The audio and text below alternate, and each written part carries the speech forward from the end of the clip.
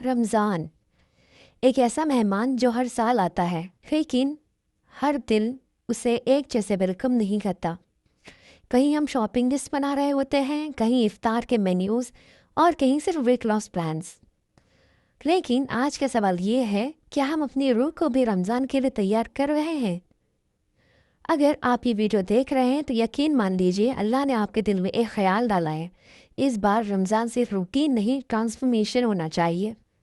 آج ہم بات کریں گے رمضان کو صرف کھانے سے نہیں بلکہ روح سے کیسے ویلکم کریں۔ رمضان کا مقصد صرف بھوکا رہنا نہیں، اللہ قرآن میں فرماتا ہے تاکہ تم پرہیزگار بن جاؤ۔ پرہیزگاری صرف بھوک سے نہیں آتی، پرہیزگاری آتی ہے جب ہم اپنی عادتوں کو کنٹرول کرتے ہیں، جب ہم اپنے نفس کو منع کرتے ہیں، جب ہم اللہ کو یاد رکھتے ہیں چاہے کوئی دیکھ رہا ہو یا نہیں۔ اگر صرف بھوک ہوتی تو ہر بھوکا انسان سب سے زیادہ متقی ہوتا۔ رمضان اصل میں ایک ٹریننگ کیمپ ہے جہاں اللہ ہمیں سکھاتا ہے تم اپنے آپ کو کنٹرول کر سکتے ہو۔ رمضان سے پہلے سب سے ضروری چیز ہے دل کی صفائی۔ دل گندا ہو تو عبادت بھی بھاری لگتی ہے۔ آج اپنے آپ سے پوچھئے، کس سے ناراض ہو؟ کس کو معاف نہیں کر پا رہے؟ کس بات کا بوجھ دل میں اٹھائے پھر رہے ہو؟ رمضان سے پہلے ایک کام کریے، جو آپ کو دکھ دے چکا ہے اسے اللہ کے حوالے کر دیجئے۔ معاف کرنا کمزوری نہیں ہوتی، معاف کرنا وہ طاقت ہے جو صرف اللہ کے لیے ہوتی ہے۔ یاد رکھیے، صاف دل میں عبادت گہری ہوتی ہے۔ رمضان کا ویلکم سب سے پہلے ہوتا ہے نیت سے۔ نیت کا مطلب یہ نہیں کہ صرف روزے کی نیت، بلکہ نیت کا مطلب یا اللہ میں اس رمضان بدلنا چاہتی ہوں۔ بدلنے کا مطلب تھوڑا کم غصہ، تھوڑا زیادہ صبر، تھوڑا کم دنیا، تھوڑا زیادہ اللہ۔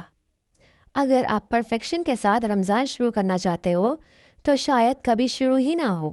اللہ سنسیریٹی دیکھتا ہے، پرفیکشن نہیں۔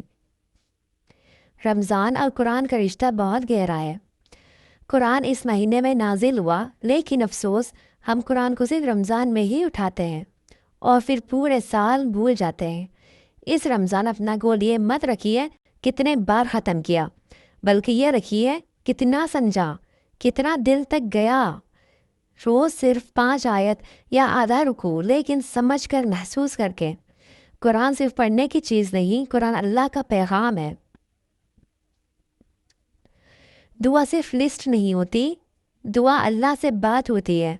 اللہ کا فارمل الفاظ نہیں چاہیے، اللہ کو سچا دل چاہیے۔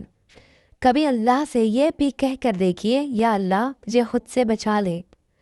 افطار سے پہلے کے لمحے، تہجد کے آنسو اور وہ خاموشی جب صرف اللہ اور آپ۔ رمضان کا سب سے خوبصورت گفٹ ہے اللہ کے ساتھ کنیکشن۔ رمضان میں سب کچھ چھوڑ دینا مشکل ہوتا ہے اور اللہ یہ بھی جانتا ہے۔ اس لیے ایک ہی چیز چنیے، ایک عادت، ایک گناہ، ایک بری سوچ، اور صرف اس پر کام کریے۔ اگر آج پورا نہیں چھوڑ سکتے تو کم کریے۔ اللہ ایفورٹ دیکھتا ہے، اللہ نیت دیکھتا ہے۔ رمضان رکنے کے لیے نہیں، اٹھنے کے لیے آتا ہے۔ رمضان کا سب سے بڑا چیلنج ہوتا ہے ٹائم۔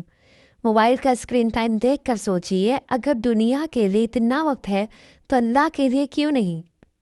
روز کا ایک وقت فکس کریے، ذکر کے لیے، قرآن کے لیے، خاموشی کے لیے۔ کبھی صرف بیٹھ کر کہہ دیجئے، یا اللہ میں یہی ہوں۔ رمضان کا اصل ویلکم نئے کپڑوں سے نہیں ہوتا، نئے برتن سے نہیں ہوتا۔ رمضان کا اصل ویلکم ہوتا ہے نئے دل سے۔ اس بار صرف بھوک مت رکھیے، اپنی روح کو بھی کھلائیے۔ ہو سکتا ہے یہ رمضان آپ کی زندگی کا ٹرننگ پوائنٹ بن جائے۔ دعا ہے اللہ ہم سب کو ایسا رمضان عطا کرے جو صرف 30 دن کا نہیں، پوری زندگی کا ہو۔ آمین۔